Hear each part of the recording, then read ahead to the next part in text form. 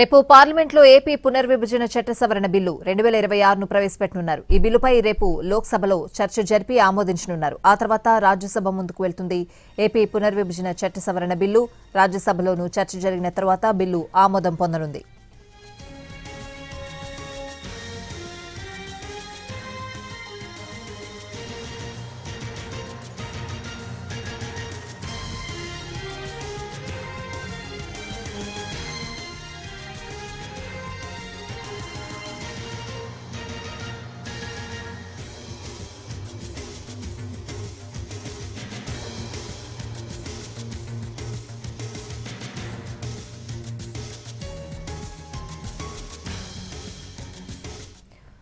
రేపు పార్లమెంట్లో ఏపీ పునర్విభజన చట్ట సవరణ బిల్లు 2026ను ప్రవేశపెట్టనున్నారు. ఈ బిల్లుపై రేపు లోక్సభలో చర్చ జరిపి ఆమోదించనున్నారు. ఆ తర్వాత రాజ్యసభ ముందుకు వెళ్తుంది. ఏపీ పునర్విభజన చట్ట సవరణ బిల్లు పూర్తి వివరాలు అడిగి తెలుసుకుందాం.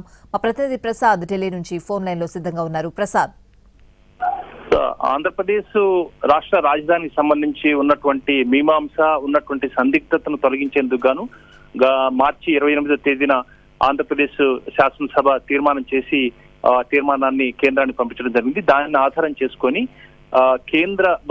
కేంద్ర పరిధిలో ఉన్నటువంటి అన్ని అంశాలను దృష్టిలో పెట్టుకొని దీనిపై చట్టబద్ధత కల్పించేందుకు గాను ఒక చట్ట సవరణ బిల్లును తీసుకొచ్చేందుకు కేంద్ర ప్రభుత్వం ఆ మేరకు నిర్ణయం తీసుకుంది. ఈ నేపథ్యంలో రేపు ఎల్లుండి 2 రోజులు మాత్రమే పార్లమెంట్ సమావేశాలు జరగబోతున్న సందర్భంలో రేపు లోక్సభలో ఈ ఆంధ్రప్రదేశ్ పునర్విభజన చట్ట సవరణ బిల్లును ప్రవేశపెట్టబోతున్నారు. ఆ తర్వాత 1 గంట పాటు చర్చ జరిగే అవకాశం ఉంది. ఆ తర్వాత దానిపై ఆమోదం తెలిపే అవకాశం ఉంది.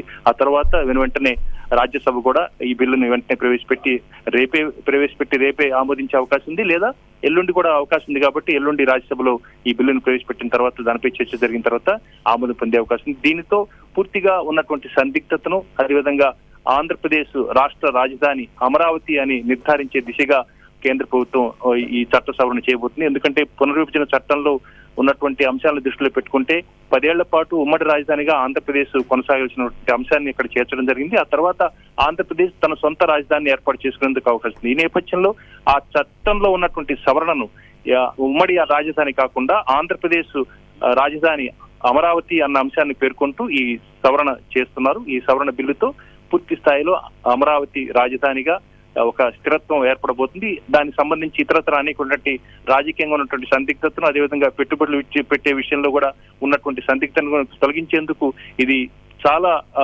వ్యూహాత్మకంగా, అదేవిధంగా చట్టబద్ధంగా తీసుకోవడంతో దీనికి ఒక స్థిరత్వం, ఒక రూపం ఏర్పడేందుకు అవకాశం ఉంది. ఆ మేరకు రేపు లోక్సభలో ఈ బిల్లు ప్రవేశపెట్టబోతున్నారు. ఆ తర్వాత రేపే చర్చ జరిగి రేపే ఆమోదం పొందే అవకాశం ఉంది. ఎల్లుండి రాజ్యసభలో ఈ చట్ట సవరణ బిల్లు ఆమోదం పొంది పూర్తి స్థాయిలో ఈ ఆంధ్రప్రదేశ్ అమరావతి రాజధానిగా ఒక స్థిరత్వాన్ని పొందబోతుంది. Right Prasad, thank you.